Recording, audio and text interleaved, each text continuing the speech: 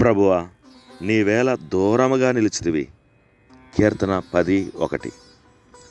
మన ప్రభువు ఆపత్కాలమున నమ్ముకొనదగిన సహాయకుడు. అయినా ఆయన కొన్నిసార్లు చిక్కులను మనపైకి రానిచ్చి చూడనట్లే ఎరగనట్లే ఉంటాడు. మనం వాటిని భరింపలేని స్థితి వరకు రానిచ్చును. శ్రమను రానిచ్చినవాడు దానితో పాటు మనతో ఉంటాడు. అది దాటిన తరువాత తేటగా ఆయన చూడగలం. మనం ప్రేమించిన ఆయన మన కంటికి కనబడకుండా మరుగు చేయబడవచ్చు.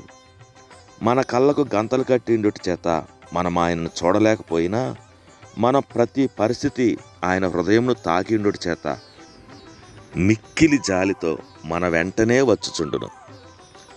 మనకెలాగున్నదో దాని మీద కాక విశ్వాసం మీదనే ఆధారపడి ఉందాం.